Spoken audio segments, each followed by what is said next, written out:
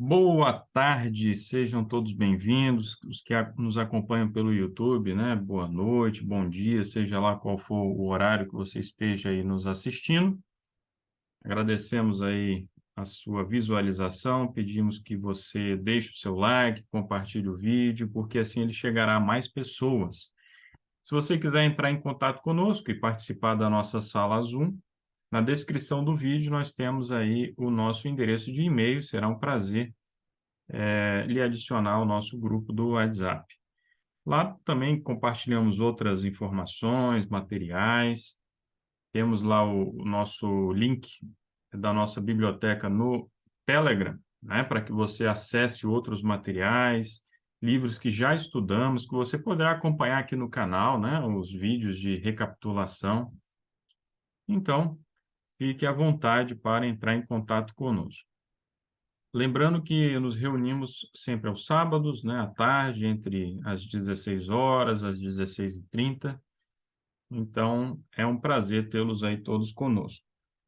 Bem, como sempre fazemos, vamos elevar a Deus uma prece.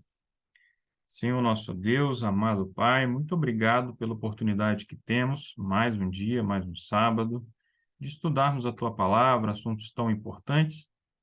Nós lhe rogamos que o teu Santo Espírito esteja conosco, com aquelas pessoas que também irão assistir esse vídeo posteriormente pelo YouTube. Que o Senhor abençoe, então, esse estudo, em nome de Jesus. Amém. Muito bem.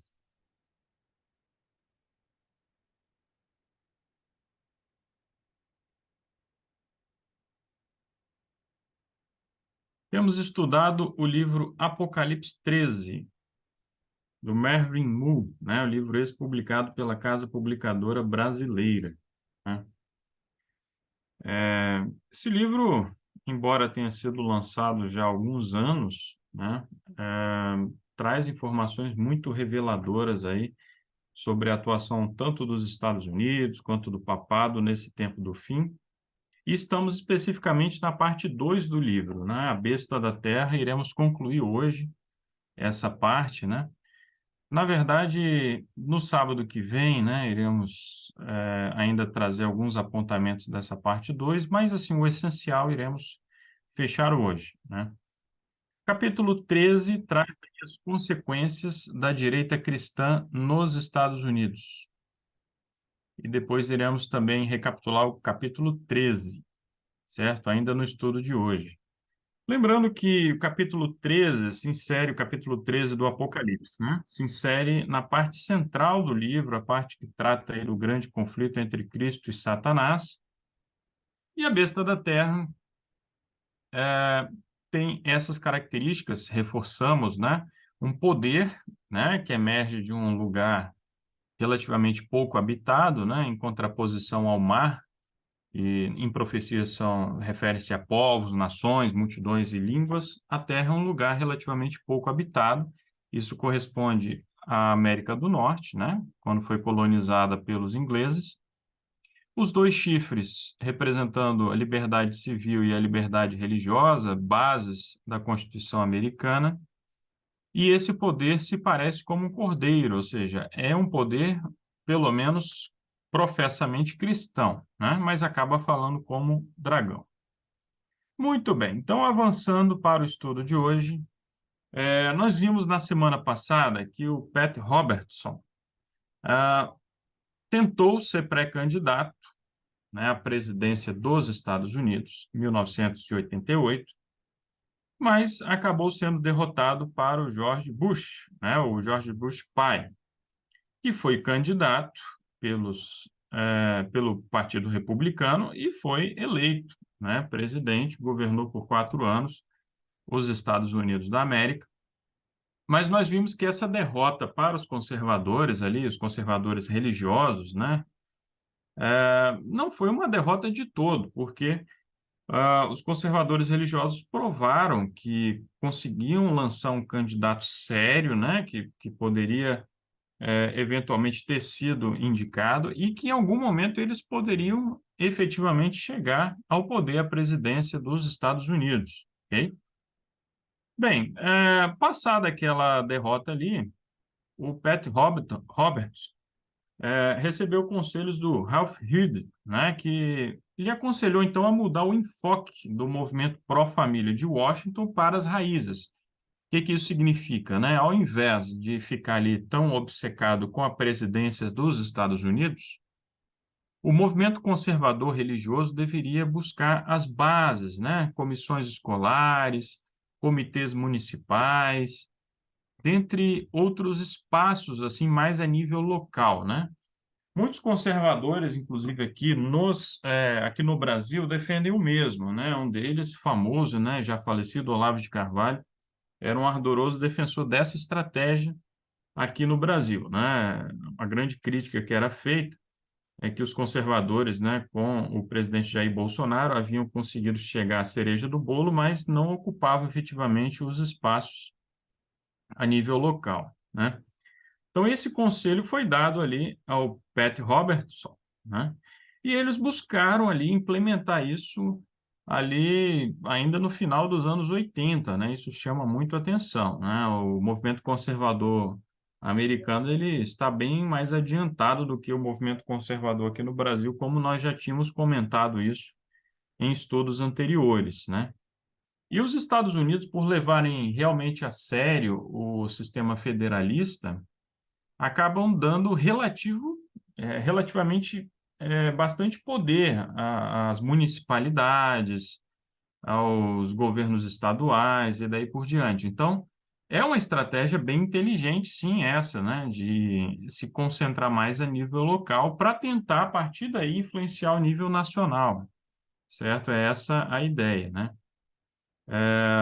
Os americanos têm coisas que são bem diferentes aqui da realidade do Brasil, por exemplo, às vezes, a nível municipal, as pessoas votam ali, opinam, participam de consultas e decidem, às vezes, criar impostos que vão ter uma finalidade bem específica, por exemplo, construir ou reformar uma escola, e uma vez que esse objetivo é alcançado, aquele imposto desaparece. Então, para vocês terem uma ideia de como é importante efetivamente essa participação a nível mais local, né? Então, nesse contexto, que surgiu a Coalizão Cristã, né? Temos a sigla dela aí, a logo, né? A logo aí da Coalizão Cristã. Alguém se lembra aí o nome da organização anterior que os conservadores fundaram, mas acabou entrando em declínio e desaparecendo ali em 1989? Vocês se lembram? Tratamos isso em estudos anteriores. Se alguém quiser responder pelo chat, pode ficar à vontade, viu? O importante é a interação de vocês. Existiu uma organização que tinha sido fundada lá no final dos anos 70, mas que em 1989 ela deixou de existir. Se você se lembrar, pode falar também. A maioria moral, né? Que teve muito sucesso também, né? Lembre-se, ela teve grandes avanços, mas ela entrou em declínio, morreu, e aí surge quase que imediatamente, né, pouco tempo depois, a Coalizão Cristã, surgiu em 1991. E aí, o que acontece? No final de 1991, ela já havia alistado mais de 82 mil membros, né? E o que vai acontecer é que, de uma organização bem humilde, ela vai chegar à posição de ser uma organização muito bem estruturada e a mais bem-sucedida das organizações da direita cristã nos Estados Unidos e no mundo, né? Uma organização extremamente bem-sucedida. As estratégias que ela adotava, a famosa mala direta, né? Numa época em que as correspondências postais eram muito importantes, né? As pessoas ainda não possuíam o acesso à internet que possuem hoje. Então, eles mandavam cartas, né? E conseguiam, assim, contatos diretos com os apoiadores. E também através de anúncios em jornais. A organização pagava ali anúncios, né, nos jornais para pressionar o Congresso americano em relação às pautas que eles consideravam importantes, né? Bem, o Reed acabou viajando aí por todo o país, né, e foi estabelecendo grupos de ação política, células da coalizão cristã, né, vários locais aí dos Estados Unidos. E essa estratégia foi muito apreciada por outros conservadores, como Paul Weyrich, né, que apoiou, que admirou essa estratégia, né, de procurar influenciar a nação de baixo para cima, né? Bem, uma vitória importante nesse momento foi a indicação de Clarence Thomas, né, para a Suprema Corte dos Estados Unidos. A atuação foi a partir de baixo, né, de nível local, e conseguiram efetivamente indicá-lo para a Suprema Corte dos Estados Unidos. Então, ficava claro a partir dali que essa organização não poderia mais ser ignorada, né? Bem, nós temos aí, né, só lembrando aí, a capa da Time, né, de 1995, com a foto aí do Ralph Reed, né, a mão direita de Deus, né? Então, um trocadilho ali, né, pelo fato de ele pertencer a essa direita cristã e, portanto, a influência enorme que a organização alcança ali já em meados da década de 90, né? Bem, o George Bush, pai, né, se lança ali na campanha pela reeleição e os conservadores, vejam só, ao invés de investirem energias, de se desgastarem ali tentando outro candidato, eles acabam querendo influenciar a própria campanha, a própria plataforma de campanha do George Bush, né? Ou seja, levando pautas mais conservadoras para a campanha dele, para as propostas dele de governo, né? E é isso que eles então fazem na campanha de Bush em 1992, né? Bush ali tentando a reeleição. Ele é derrotado, né? Derrotado para o Bill Clinton, né? Uma esquerda raiz, né? Progressista, defensor dos direitos da comunidade LGBT, direito ao aborto e daí por diante. E o movimento cristão, né? A direita cristã, vê essa derrota como uma vantagem para a causa, né? Por quê? O fato de um esquerdista raiz, né, estar na presidência, como o Bill Clinton, isso seria muito útil para agregar mais os conservadores em torno da causa, né? Isso iria galvanizar, por assim dizer, os conservadores, certo? Seria preferível um Bill Clinton, esquerdista assim, mais raiz, do que um George Bush, um conservador fraco ali na presidência, né? Então é o que acontece ali, ok? Bem, na presidência do Bill Clinton, né? O Bill Clinton, ao todo, vai governar os Estados Unidos por 8 anos, né? Depois, lá na frente, ele conseguiu reeleição, conseguiu se reeleger, né?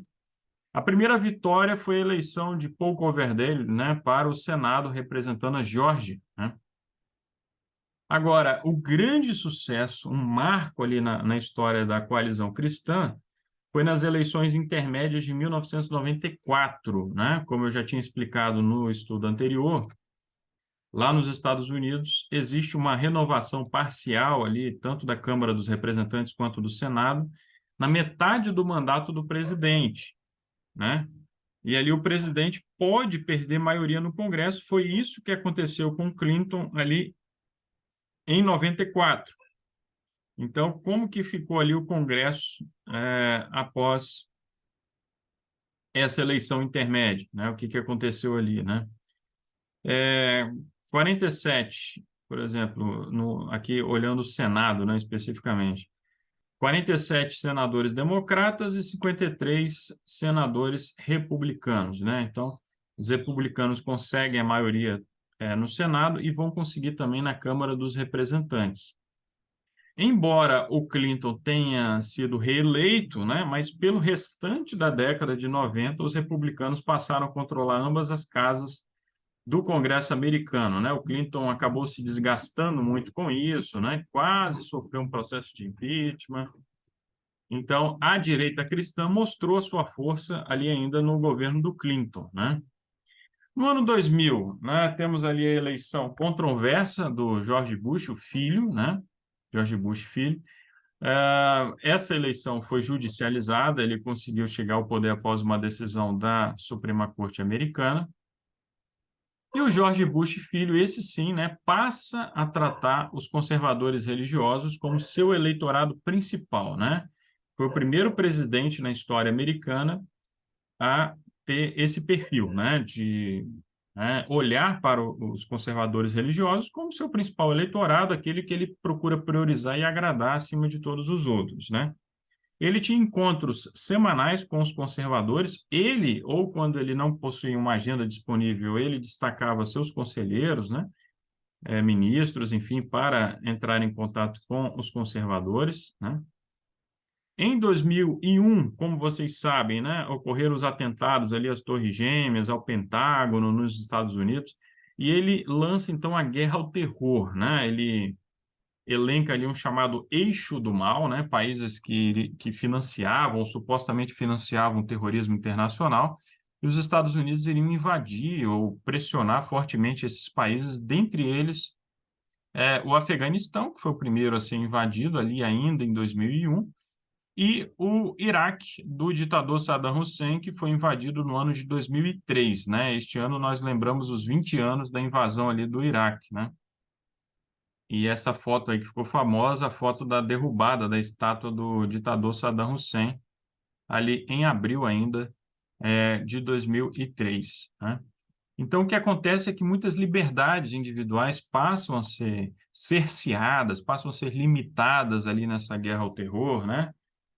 Muita gente protestou quanto a isso, né? Invasão de privacidade, as regras nos aeroportos se tornaram muito mais rígidas, né? Uma população amedrontada ali, acuada pelo terrorismo, e aí ocorre um agigantamento do Estado. Então, existe sempre uma tensão ali entre a liberdade individual e a segurança, e nesse momento aí o pêndulo foi muito mais para o lado da segurança e menos liberdade, né? Lembrando que tanto as invasões do Iraque em 2003 quanto do Paquistão em 2011 ocorreram à margem do direito internacional. O que que isso significa? As nações se pautam ali por leis, por normas, né, que regulam as relações entre elas. E os Estados Unidos não teve o aval da ONU quando invadiu o Iraque em 2003. Mas ainda assim ele formou uma coalizão e invadiu o Iraque, né? Então, daí nós podemos ver que os Estados Unidos, quando falam como dragão para valer, né? Porque não vão deixar que seus interesses nacionais eh, fiquem em segundo plano, vão colocar acima de tudo os seus próprios interesses. No Paquistão, em 2011, foi para assassinar o terrorista Osama Bin Laden, né? Que foi a mente por trás dos atentados de 2001. Né? Então, o Paquistão foi ali invadido, né? Uma invasão cirúrgica, né? Não foi assim, uma invasão em massa, um exército, mas alguns fuzileiros navais, né? Foram até a casa onde o Bin Laden lá se abrigava, invadiram a casa, assassinaram o Bin Laden e depois saíram do Paquistão. Então, isso não existe nenhum respaldo no direito internacional para que o país promova esse tipo de ação, né? Mas ainda assim eles fizeram, ok? No ano de 2002, no dia 20 de setembro, né, foi lançada a Estratégia de Defesa norte-americana, né, um dos primeiros documentos a sinalizar uma declaração de império por parte dos Estados Unidos, certo? Então, mais uma vez, os Estados Unidos falando como dragão, né, se posicionando como um império ali para fazer valer os seus interesses, né? Bem, o George Bush acabou promovendo muitos temas que agradavam a direita cristã, como, por exemplo, a oração nas escolas, dispensa de impostos educacionais, né, de alunos, né, cristãos ali em escolas confessionais, limitação do aborto, dentre outras pautas que levaram os mais críticos, né, até questionarem se ele não estava ali acabando com a separação entre o Estado e a Igreja, como vocês podem ver nessa charge aqui, né? Onde ele aparece ali no meio, quase que celebrando o casamento entre a Igreja e o Estado, ok? O maior legado do George Bush, né, para o movimento conservador foram duas indicações para a Suprema Corte dos Estados Unidos, né? O John Roberts, né, e o Alito, dois católicos conservadores que passaram, então, a integrar a Suprema Corte norte-americana, ok? O George Bush não conseguiu fazer o sucessor dele, né? Então, ele estava bem desgastado, bem popular ao final do segundo mandato, né, devido a essas guerras que os Estados Unidos se envolveram. Ele não conseguiu provar que, por exemplo, o Iraque possui armas de destruição em massa. Então, ficou claro que a invasão foi baseada num argumento fajuto, né? E quem foi eleito foi o Barack Obama, né? O primeiro afro-americano a ser eleito presidente dos Estados Unidos. Ora, o Barack Obama não foi muito diferente, né, de governos anteriores em relação a toda a invasão ali de privacidade, por assim dizer, né? Pelo contrário, foi até muito além dos governos anteriores, pelo que foi revelado pelo WikiLeaks, né, um site que foi concebido pelo Julian Assange, né, para divulgação de documentos sigilosos, né, revelações ali de governos, de empresas, né? E aí um dos documentos que foram vazados e publicados pelo WikiLeaks que chamou minha atenção foi esse daí, né, que revelava que os Estados Unidos queriam se aliar ao Vaticano, né, e queriam ter assim uma informação cada vez maior do que se passava no Vaticano, uma proximidade, né, com o Vaticano. A pré-candidata do Partido Democrata, que foi derrotada para o Obama, a Hillary Clinton, né, o que que acontece? Ela foi secretária de Estado do Obama, né, e ela queria que os embaixadores, né, acompanhassem com atenção as novidades do Vaticano, né? Então isso aí ao meu ver, muito revelador pelo que nós temos estudado aí da profecia, né? Então, algumas manchetes aí que vieram à tona ali ainda no governo Obama, né? Por exemplo, os Estados Unidos espionam o mundo todo, né? Diz colunista que obteve papéis secretos, né? Corte dos Estados Unidos deu sinal verde à agência de inteligência americana, né, de espionagem, para espionar 193 países, né? Denúncias do Snowden, né, um espião que acabou desertando e buscou refúgio na Rússia, né? Denúncias de Snowden revelam mais um tipo de espionagem dos Estados Unidos, né? Wikileaks divulga que NSA espionou os últimos 3 presidentes da França, né? Então, essa espionagem bastante ampla, né? Tanto em relação a amigos quanto a inimigos, né? Estados Unidos, acima de tudo, procurando fazer valer os seus interesses, ok? Bem, o Vanderlei Dornelles, ele diz o seguinte, que a convicção norte-americana em todas as suas guerras, né, é de estar lutando numa causa divina pela liberdade dos povos e pela implantação de um regime de paz no mundo, mesmo que para isso milhares de pessoas sejam sacrificadas. Então, nós temos aí o Último Império, né, o livro do Vanderlei Dornelles, né, um livro que nós recomendamos, né, tem ali um problema ou outro do ponto de vista histórico, mas ainda assim vale a pena ser lido, né? Então, nós temos aí a foto aí das 2 bombas atômicas, os únicos ataques nucleares da história foram promovidos pela nação cristã, os Estados Unidos da América, né, sobre o Japão, né? E todas as guerras, né, que os Estados Unidos travam, né, eles têm ali a convicção de estarem numa causa divina. Vejam, os países que seriam promotores do terrorismo internacional, né, o Irã, o Iraque, Coreia do Norte, Cuba, enfim, dentre outros, Afeganistão, foram colocados no eixo do mal, né? Então, uma luta do bem contra o mal, né? Fica implícito isso aí, ok? Bem, e aí nós temos, né? Vejam que coisa, né? Os 3 presidentes, George Bush filho, né? O Bill Clinton e o Barack Obama, mais à esquerda, né? 3 presidentes que nos seus governos aí, né? Cada um aí governou 8 anos os Estados Unidos.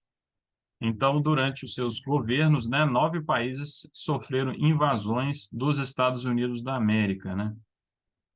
Milhares, centenas de milhares de mortos, né?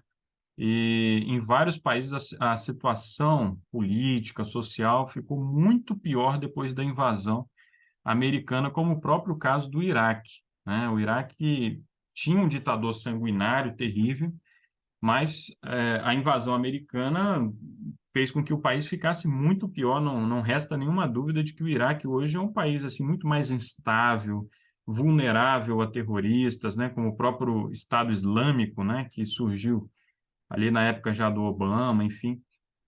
Então, a situação muito mais difícil do que era antes, né? E aí nós temos o sucessor do Barack Obama, né, o Donald Trump, né? Donald Trump chega ao poder, né, com um apoio nacionalista, né, o apoio dos conservadores, né, judeus, evangélicos, conservadores em geral.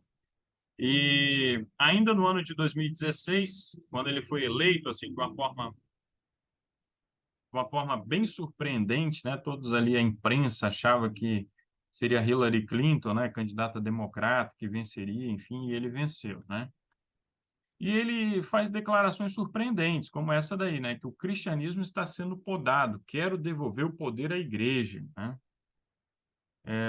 E aí nós temos mais medidas que ele tomou, né? Como, por exemplo, a assinatura da ordem para dar aos religiosos mais voz no governo, né? Isso foi em maio de 2018.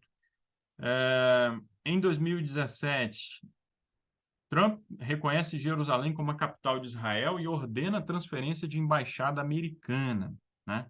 Demonstrando ali claro apoio aos judeus, mas muito mais do que demonstrar apoio aos judeus, demonstrando apoio aos evangélicos conservadores que são pró-Israel.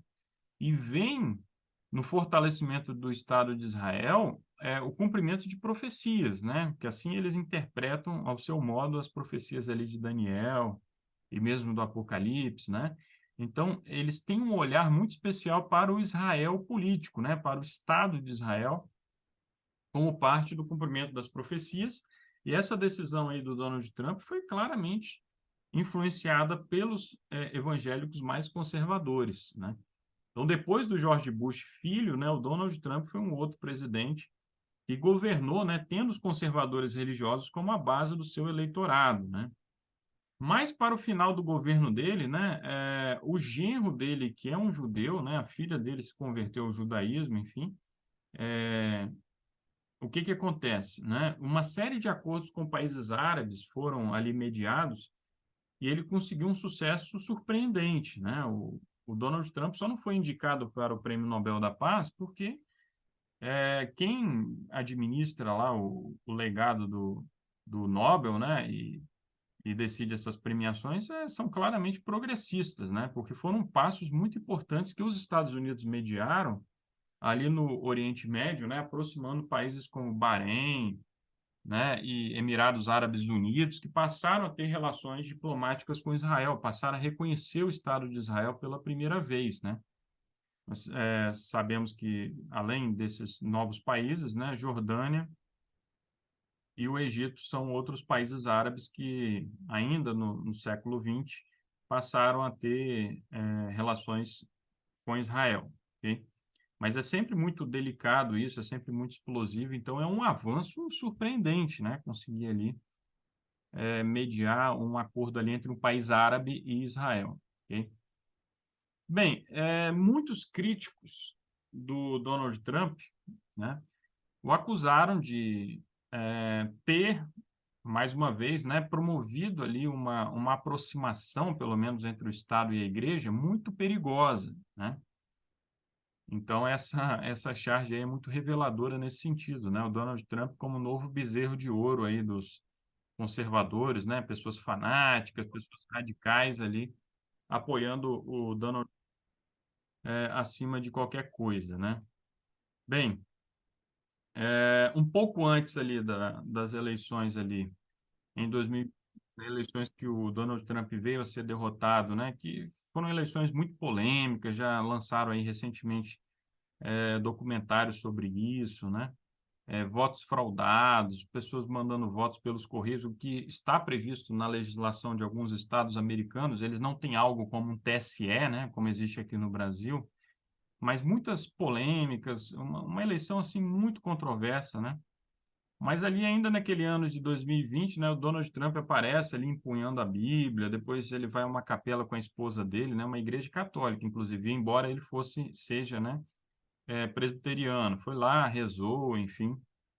E, por outro lado, uma esquerda bem radical, bem raiz ali, né, do Joe Biden e da Kamala Harris, né, a candidata a vice-presidente ali do Biden, né? E o país pegando fogo e eles demonstrando ali uma certa simpatia a esses grupos mais radicais, né? Mas, enfim, o Donald Trump é derrotado, né, para todos os efeitos. No dia 20 de janeiro de 2021, assume o Joe Biden, né, como presidente, ele que já havia sido vice-presidente no governo do Barack Obama, né? E aí nós temos essa notícia aí significativa, né? Joe Biden se apoia na fé católica para tentar unir os Estados Unidos, né? Embora muitos católicos mais conservadores tenham um asco, né, do Joe Biden, né, justamente por ele ser de uma linha ali mais progressista, como nós veremos. Está aqui uma medida dele, né, que desagrada profundamente os católicos mais conservadores, né? Ele liberou pesquisas científicas com bebês abortados, né? O que o Donald Trump havia proibido antes e ele liberou, né? Ele removeu barreiras a essa prática, né? Isso no dia 16 de abril de 2021, ou seja, pouco tempo depois de chegar ao poder, né? E permitiu que o dinheiro público voltasse a financiar a compra de material humano voltado a estudos biomédicos, né? E se tem algo que mobiliza, né, os católicos mais conservadores, é qualquer medida assim pró-aborto, né? Como pode se imaginar, né? E aqui nós temos algo importante, algo significativo, né? A Suprema Corte dos Estados Unidos, no ano passado, né, aproximadamente aí um ano, em decisão histórica, né, derrubou o Roe versus Wade, né? Ou seja, aquela decisão lá ainda dos anos 70, de 1973, que permitia, então, as mulheres praticarem o aborto nos Estados Unidos. Essa decisão foi derrubada pela Suprema Corte, que hoje é majoritariamente católica, conservadora. E então, estados americanos passaram a ter o direito de legislar contra o aborto, que vários estados já aprovaram legislações aí contrárias ao aborto lá nos Estados Unidos, né? Como nós sabemos, os estados têm muita autonomia, então estados, alguns têm pena de morte, outras não, outros não. Alguns têm agora, né, graças a essa decisão aí do ano passado, legislações favoráveis ao aborto, outros não, outros são 100% restritivos, né, e daí por diante. Então, agora vamos à parte 2.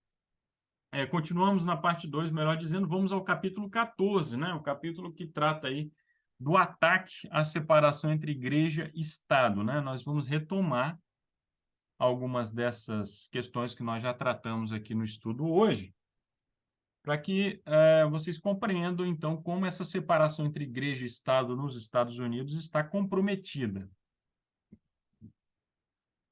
Alguém tem alguma pergunta, alguma consideração aí a fazer?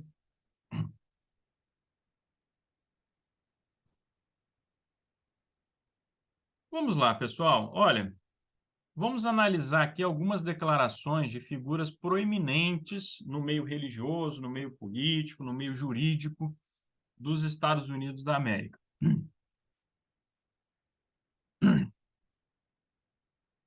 Criswell, né? Ex-pastor da primeira igreja batista de Dallas, lá no Texas, né? Uma importante liderança aí dos batistas do Sul, né? Não existe algo como separação entre igreja e Estado. É meramente uma ficção imaginária dos incrédulos, né? Agora, você que tem nos acompanhado aí, né, nos estudos, que se lembra daquilo que falamos sobre a colonização americana, sobre as 13 colônias, Roger Williams. Diga uma coisa, vocês não acham um pouco estranho que esse tipo de declaração esteja partindo de um batista? O que vocês têm a dizer aí? Alguém se lembra do papel dos batistas ali na colonização americana? O que eles sempre defenderam historicamente?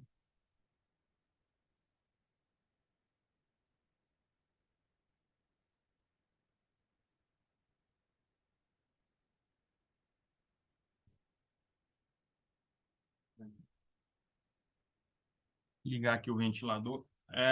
E aí, alguém se lembra disso? Puxa vida, ninguém quer participar. Pessoal, os batistas, historicamente, né, são defensores da separação entre igreja e Estado, da ampla liberdade religiosa.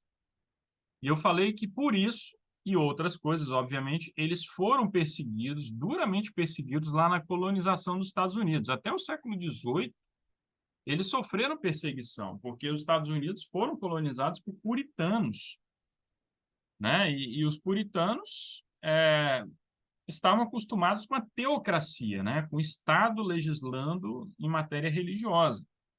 Os pais peregrinos fugiram da perseguição que sofriam na Europa, mas nos Estados Unidos, eles não tinham uma concepção de liberdade religiosa como nós temos hoje. Eles queriam liberdade para eles, mas não reconheciam que outros pudessem ter essa liberdade, outros que pensassem diferente deles. E os batistas e os quáquers, né, foram perseguidos por eles. Então, chama muito a atenção, né, que um líder batista esteja questionando a separação entre Estado e Igreja.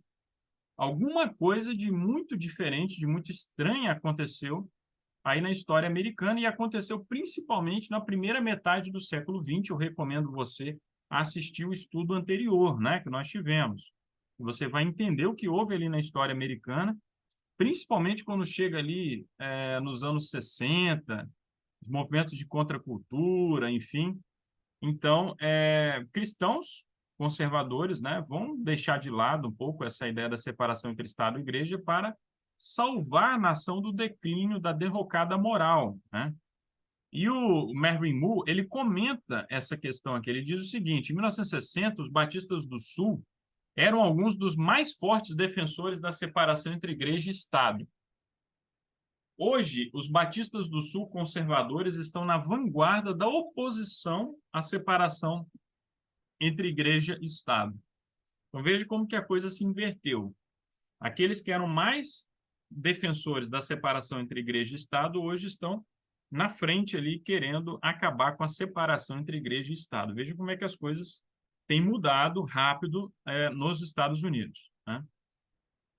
Esse daqui foi um presidente da Suprema Corte dos Estados Unidos entre 1986 e 2005, William Rehnquist.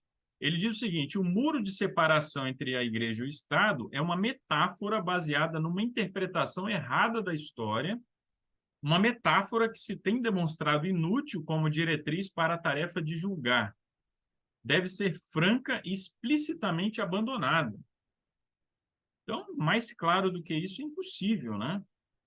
Um presidente da Suprema Corte americana, né, defendendo isso, né? Aqui nós temos um líder da maioria na Câmara Federal, né? Ele foi líder da maioria, né? O Tom DeLay, né? Um político aí republicano. Afirmar que nossos pais fundadores eram a favor da separação entre igreja e Estado é reescrever a história, ou é ser muito ignorante sobre ela, né? Na verdade, quem está reescrevendo a história é ele e muitos outros conservadores religiosos, né? Porque os pais fundadores, né? Eles que fundaram os Estados Unidos da América ali no final do século XVIII, como Benjamin Franklin, George Washington, Thomas Jefferson, eles eram declaradamente a favor dessa separação, como nós já vimos também em estudos anteriores, ok? Mas tem ocorrido esse revisionismo histórico em favor aí da derrubada da separação entre Estado e Igreja, ok? Por que a mudança? Bem, nós temos várias razões aí. Por exemplo, o secularismo versus o cristianismo conservador, né? Existia lá nas origens da nação uma tensão saudável, um respeito mútuo entre pessoas seculares e pessoas conservadoras, né, religiosas, pessoas, né, praticantes. E como os próprios pais fundadores não eram religiosos, mas eles respeitavam os religiosos e vice-versa, né? Mas esse equilíbrio vai terminar no século XX, lá todo aquele debate entre a teologia fundamentalista e a teologia liberal, né? O julgamento do macaco, tudo aquilo lá leva ao fim desse equilíbrio aí gradualmente ao longo do século XX. Na década de 70, os ativistas políticos conservadores acabaram atraindo os cristãos conservadores, e aí os cristãos que estavam muito mais preocupados, né, com o reino de Deus, com o evangelismo, acabam se comprometendo mais com um cristianismo secularizado. A verdade é essa. Como vocês podem ver nessa charge aqui, né? A igreja do pastor atuante, né? A igreja secular, né? Muito envolvimento social, engajamento político, atividades culturais e no final aqui, ó, da placa, sem religião, né? Então, igrejas secularizadas que estão mais comprometidas com esse reino aqui e agora do que com o reino dos céus. Então, a separação entre igreja e Estado é ameaçada pelo esforço da direita cristã de exercer domínio sobre o governo, né? É isso que acontece ali. Bem, um ponto fundamental para que ocorresse essa mudança veio ali nas décadas de 50 e 60 com a legislação de direitos civis, certo? Então, ali entre as décadas de 50 e 60, a legislação americana mudou para acabar com a segregação racial que existia até então em alguns estados, principalmente estados ali do sul dos Estados Unidos. Essa é uma página, assim, tenebrosa da história americana, muito triste, lamentável, né? Que um negro não poderia se assentar em determinados bancos, né? Não poderiam frequentar escolas de brancos e não poderiam frequentar outros espaços, eram perseguidos, eram assassinados. História extremamente lamentável, né? Então, entre os anos 50 e 60, devido a uma forte atuação de negros ali liderados pelo Martin Luther King Jr., Malcolm X, dentre outros mais, as autoridades vão se sensibilizando e pressionadas precisam mudar essa legislação, certo? E uma dessas decisões foi que as escolas deveriam ser escolas agora inclusivas, né? Não poderiam mais ter essa separação entre brancos e negros, certo? Uma das primeiras famílias a ter coragem suficiente, então, de fazer valer esse direito e matricular a sua filha numa escola de brancos foi a família aqui da Ruby, né? Essa garotinha negra aqui, que nos primeiros dias, no início ali, ela precisava ir escoltada por agentes federais para a escola, como vocês estão vendo nessa foto, né? Porque ela era ameaçada de morte, né? Então ela ia para a escola ali com guardas-costas que eram policiais, agentes federais, agentes do FBI, né? Mas o que tem isso a ver com a separação entre Estado e Igreja? Alguém deve estar se perguntando. Olha só, para que ocorresse essa integração, então, a coisa teve que ser um pouco forçada ali, porque se dependesse pela cultura das pessoas, elas continuariam matriculando seus filhos de forma segregada. Os negros, por medo do bullying, medo da violência que seus filhos estariam sujeitos, e os brancos pelo racismo mesmo, né?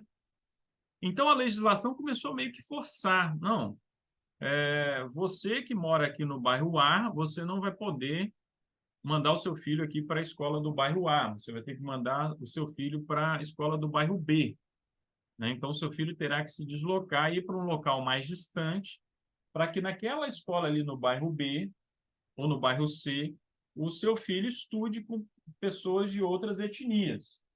Compreende? Então, a legislação começou a forçar uma integração, que não existia até então. Para evitar esse incômodo de, às vezes, mandarem os filhos para escolas bem afastadas das suas casas, o que alguns pais, algumas famílias cristãs começaram a fazer? Começaram a se unir e criar escolas particulares, escolas confessionais, ali no seu bairro, ali na sua região, para atender melhor os seus filhos, né? Escolas que, inclusive, pudessem transmitir os valores cristãos que essas famílias acreditam, né? Então, começaram a fazer isso. Mas aí o que começaram a ter? Começaram a ter um incômodo. Olha como é que uma coisa vai levando a outra.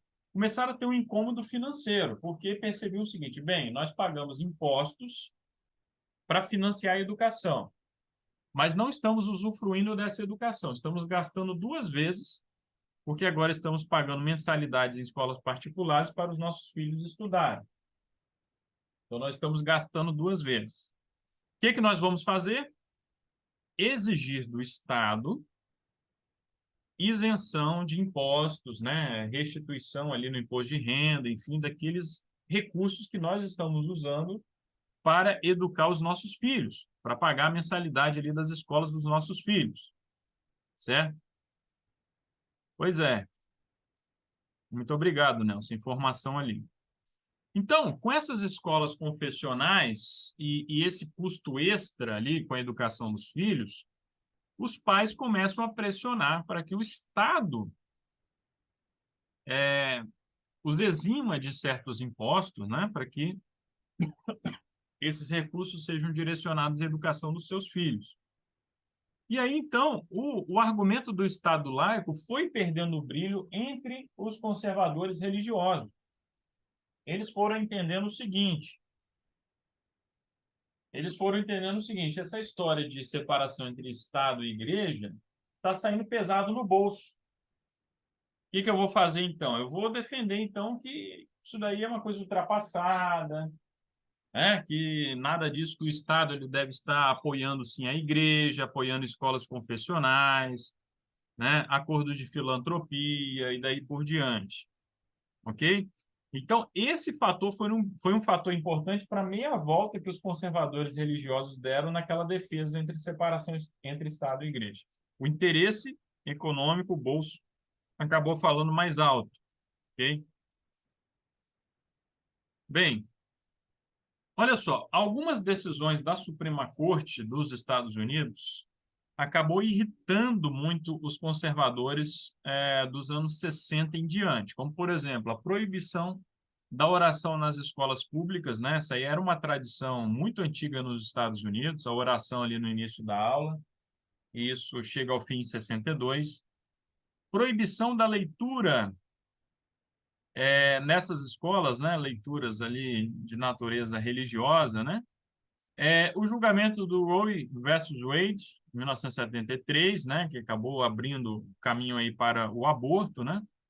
Descriminalização da atividade homossexual entre adultos, em 2003, e a própria legalização do casamento gay, em 2015, durante o governo Obama. Nós temos aí a foto da Casa Branca com as cores da bandeira do movimento LGBT, né? Ou seja, a Casa Branca dando apoio ostensivo, apoio declarado, né, ao movimento LGBT. Então, os conservadores foram ficando muito irritados, né? O presidente declara que foi uma vitória para o país. Veja só que coisa, né? Não só uma vitória para o movimento LGBT, para essa minoria, mas uma vitória para o país, né? O casamento homossexual. E o que começa a acontecer, uma vez que o Estado reconhece esse tipo de união, passa a haver uma pressão cada vez maior sobre as igrejas, para que as igrejas também autorizem, né? O indivíduo chega, olha, o Estado já reconhece esse tipo de união, eu quero que a igreja me permita eu entrar com o meu noivo na igreja para me casar lá dentro, né? E aí as igrejas vão se sentindo cada vez mais acuadas com esse avanço, com essa onda liberal aí progressista nos Estados Unidos.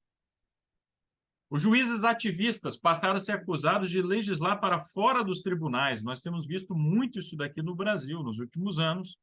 Juízes da Suprema Corte sofrendo esse tipo de acusação, estão legislando, não estão apenas julgando, estão criando leis, criando normas, né, a partir das suas próprias ideias, concepções ali, né? Então, muitas vezes, o que um determinado partido, ideologia não consegue no Congresso, o que ele faz? Ele passa a pressionar a corte, fazer lobby na corte, para que a corte, então, aprove aquele tipo de medida, né? Então, é um atalho, por assim dizer, né? Para muitos esquerdistas aí. O Pat Robertson, em seu programa de TV, fez coro ao protesto. Então, começa uma pressão muito grande sobre a Suprema Corte americana, né? Tony Perkins, né, diz aí, a Suprema Corte representa uma ameaça maior ao governo representativo do que qualquer outra força, né? Qualquer outra força interna, externa. É a maior ameaça ao governo representativo, a Suprema Corte, né? O Rui Barbosa já dizia aqui no Brasil que a pior ditadura é a do judiciário, porque contra ela não há quem recorrer. A quem que você vai recorrer quando o juiz toma uma decisão ali contrária a você, né? Contrária aos valores democráticos, representativos, enfim. O próprio presidente americano, George Bush, o filho, disse: precisamos de juízes que tenham bom senso e que entendam que os nossos direitos são derivados de Deus. Né? Então, ele sendo simpático à causa ali da direita cristã, né? A causa dos conservadores religiosos. Por volta de 2005, as tensões contra a Suprema Corte aumentaram, chegaram a ocorrer ameaças de morte contra juízes, né? Que passaram, então, a pedir segurança especial por parte do FBI, enfim, né? Comparações entre os magistrados e membros da Ku Klux Klan, né? Nós temos aí a Robert Combs, da Coalizão Cristã, dizendo: o ramo que os pais fundadores tensionava que fosse o mais fraco dos três tem estado ditando para o povo norte-americano há décadas o que eles acham que é melhor para este povo, né? Então, assim, uma animosidade muito grande contra a Suprema Corte, em parte fundamentada, né? Em parte com razão, né? Devido a interpretações um tanto quanto elásticas, um tanto quanto heterodoxas, né, da Constituição americana. E aí alguns começam a apresentar algum tipo de freio, né, para esse ativismo todo dos juízes. Por exemplo, o impeachment de juízes, né, que a Constituição americana prevê, como a Constituição brasileira também. Outras propostas vão surgindo, como, por exemplo, impedir que as cortes tomem decisões sobre quaisquer assuntos ligados a casos religiosos. Essa solução, evidentemente, tornaria nula a primeira emenda, né, da Constituição americana, porque isso abriria espaço, então, para que legislações de natureza religiosa venham a ser aprovadas e a Corte, então, não poderia tomar nenhuma decisão acerca disso. Então, o Congresso, por exemplo, aprovaria uma lei dominical nacional e a Suprema Corte não poderia dar nenhum pitaco sobre isso, né? Então, tem ocorrido pressões nesse sentido. E a direita cristã tem apresentado, então, as suas soluções, né? E começa aí por essa pressão muito grande, esse olhar muito concentrado sobre a Suprema Corte. Pode acender o computador? Desculpa.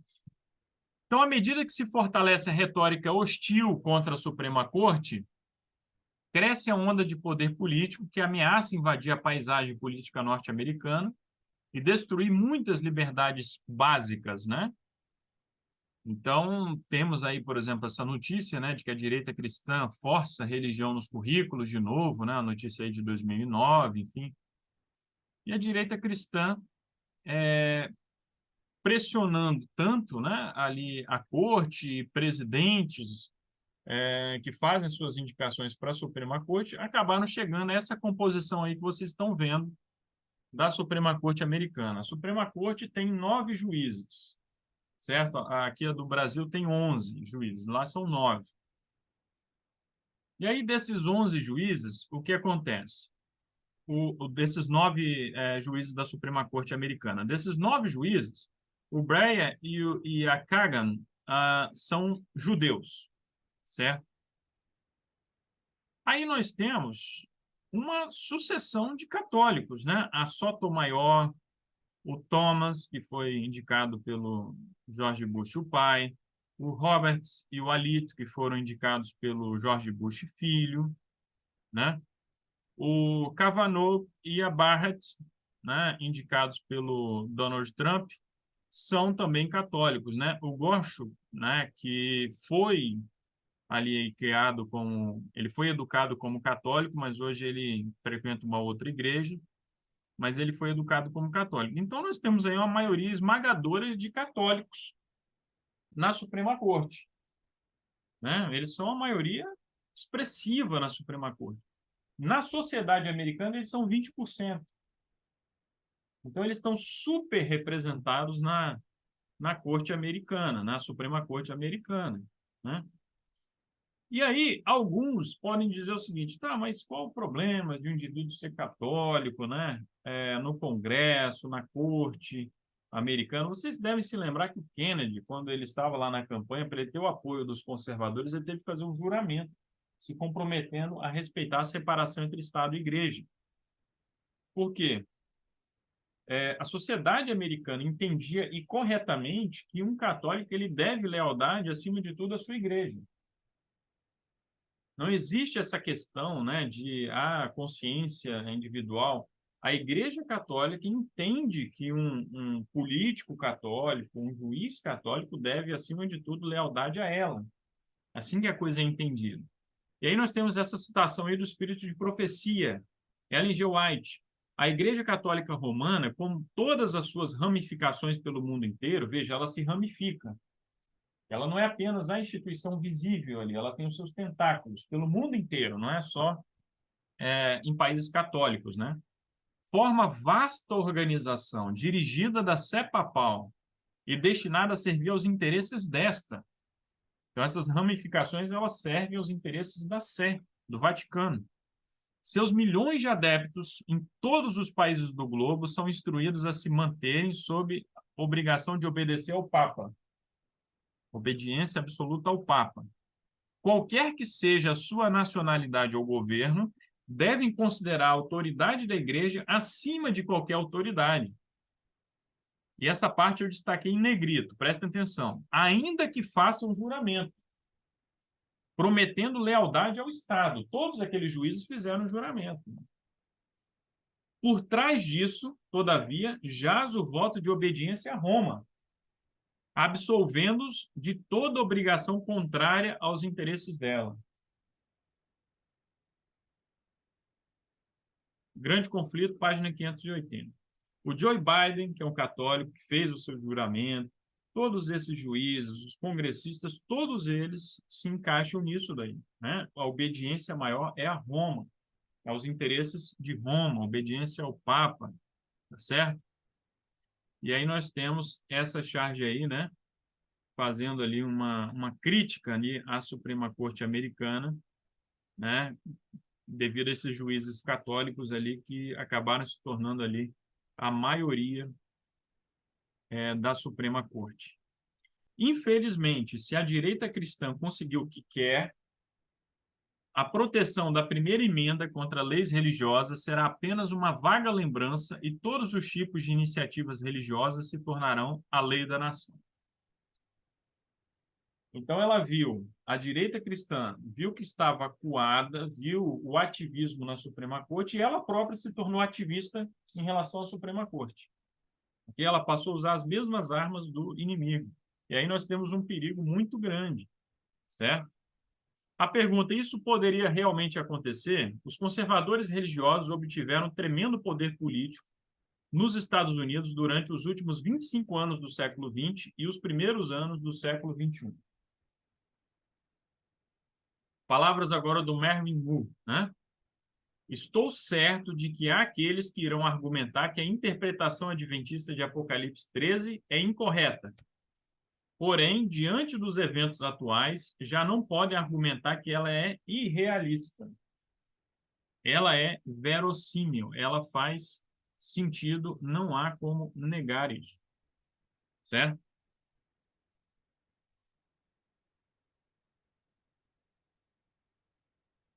O Estado tem se unido cada vez mais à igreja e vice-versa, nos Estados Unidos da América. Essa direita ativista, essa direita cristã, né, fundamentalista, tem conseguido ser cada vez mais influente, ainda que não ocupe a cadeira da presidência da República. O objetivo deles, com a criação lá da coalizão cristã, que eu mencionei para vocês no início dos anos 90, de ocupar espaços a nível local para influenciar o nível nacional, essa estratégia tem sido extremamente bem sucedida. A tal ponto, né, isso até fazendo um gancho com o questionamento que surgiu no final do estudo do sábado passado, né, fazendo esse link, é até irrelevante, por assim dizer, que o presidente dos Estados Unidos seja alinhado ou não a essa direita cristã.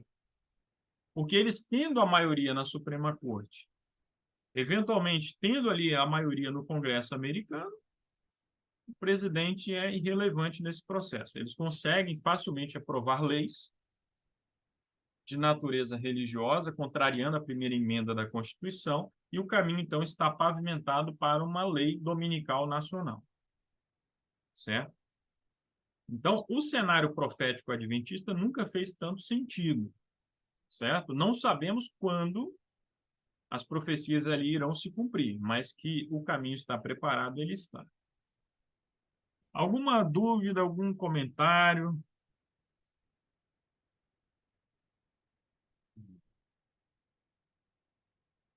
Vamos, então, encerrar mais uma vez com uma oração, né? Ô, Paulo, você está nos ouvindo? Ei, Rafael, estou sim. Poderia fazer oração, Paulo? Sim, vamos lá, vamos orar. Grandioso Deus e Pai amado, mais um momento de gratidão pelo ensino da Tua palavra, que nós possamos, Senhor, através do conhecimento que o Senhor nos deu, de buscar, Senhor, a Tua palavra todos os dias. Nos proteja, Senhor, e nos envolva cada dia mais com o Teu Santo Espírito. Que o Senhor nos dê, Senhor, um resto de dia na Tua presença. Que o Senhor nos abençoe, tem a famílias, todos que estão participando, daqueles que vão ouvir esse vídeo. Nos envolva cada vez mais e nos dê, Senhor, a cada dia a certeza da vitória em Cristo Jesus. Nos prepara para o tempo do fim, que nós pedimos, Senhor, em nome de Jesus. Amém. Amém.